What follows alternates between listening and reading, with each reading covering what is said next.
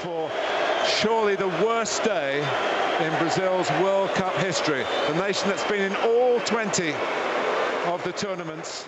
On July 8th, 2014, Brazil, the hosts of that year's Football World Cup and the most successful nation in the competition's history, suffered a humbling 7-1 loss to Germany. In 2014, the country was in the middle of its worst political scandal and a crippling economic crisis. The defeat to Die Mannschaft added fuel to the public's unrest, revealing the extent of the sport's influence in Brazilian society. Indeed, it can serve as a lens through which to interpret the history and political culture of Brazilians.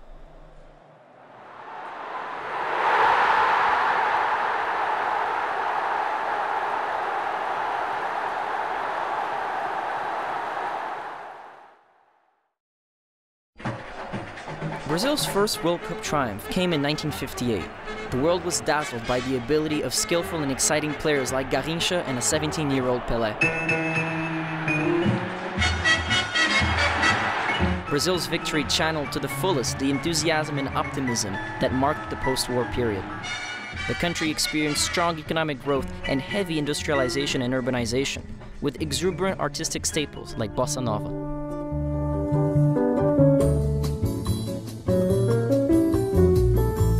The construction and inauguration of the new capital, Brasilia, symbolizes this period.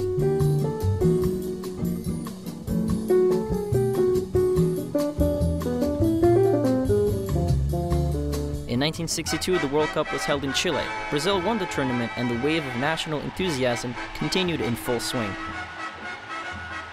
At the same time, however, the country's rapid growth was exposing social and political tensions that would result in a military coup in 1964. The 1970 World Cup in Mexico was the first one to be broadcast in color.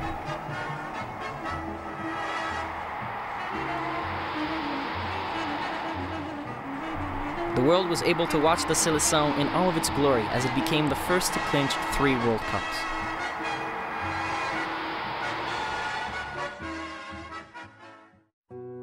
People remember Brazil in 1970 as a big contrast with the reality of political violence that existed in the context of the military regime and the underground left-wing resistance movements that it sought to repress and eliminate. Torture and illegal imprisonment were common in those years, known as the Years of Lead. The economy kept growing at very high rates in what will be called the Brazilian miracle. However, the economic growth contributed to alienating large chunks of the population from the political reality of the time and from the growing inequalities in society. The World Cup victory in 1970 actually gave more strength to the regime, which stepped up its nationalistic campaigns against critics of the dictatorship with slogans such as Brazil, love it or leave it. The decades that followed were marked by a long drought football-wise, as Brazil went 24 years without a World Cup win. The hard times on the pitch echoed the country's turbulent economic and political situations. By 1982, Brazil was suffering from a serious debt crisis and hyperinflation due in part to the US raising interest rates to combat inflation. To rub salt into the wounds, a star-studded Brazilian side with the likes of Socrates and Zico crashed out of that year's World Cup against a formidable Italian side, with Paolo Rossi scoring a famous hat-trick. He was there again! Unbelievable! It's 3-2 to Italy! To this day, the team is considered the greatest not to win the competition. On the political front, the military dictatorship was coming to an end. In 1985, the first election since 1960, albeit indirect, took place as the Senate elected a non-military president. The population's clamor for democracy was reflected in the football as well. Players of São Paulo club side Corinthians, spearheaded by Socrates, created the so-called Corinthians democracy. Socrates was very vocal in his criticism of the regime and wanted to echo the realities he wished for the country by implementing a system that gave more decision-making power to the players, just like, in his eyes, the people should have more control over their own destiny. In 1994, Brazil's hyperinflation would begin to subside with a currency change known as the Plano Real. That same year, the long drought ended as Brazil won its 4th World Cup.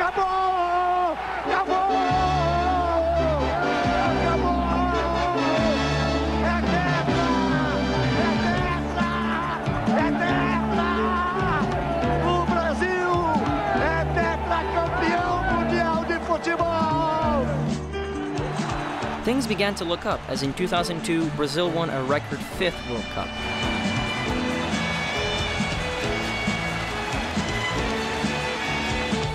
The following decade saw strong economic growth and a lessening of social inequalities. Brazil did not win any World Cups during that time. The fact that the country was doing so well, however, mitigated the unhappiness that resulted from the national team's poor performances.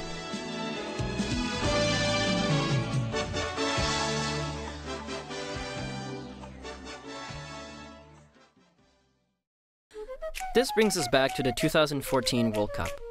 It was revealed that the Brazilian Football Confederation has financed electoral campaigns and chosen host cities based on political clout. On top of that, it is not uncommon for club presidents to run for political office. The 7-1 loss served as a wake-up call to the Brazilian football establishment, the same way the anti-corruption protests that were taking place on the streets were a wake-up call to the political class. The institutional foundations of the country were shaken as for the first time ever, politicians who were swept up in the massive corruption scandal that engulfed the country were being jailed. 2 years later, Brazil's first woman president, Dilma Rousseff, would be impeached after being accused of illegally meddling with the federal budget. That same year, the national team reached a new low by failing to make it out of the group stage of the Copa America.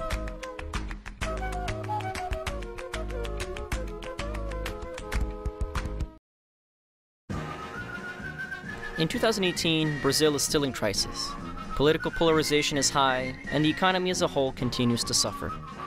2018 is a very significant year for Brazilians. It is an election year and a World Cup year. The country's drastic changes in recent years are reflected on the national team. The Seleção have bounced back from the 7-1 loss and are now coveted as favorites to win the World Cup. Ficou, vem o goleiro, Neymar por cobertura, golaço! Regardless of whether Brazil wins a 6th World Cup in Russia this summer or not, football and politics will continue to bounce off each other and reveal in their own unique and complicated ways the intricacies of Brazilian society.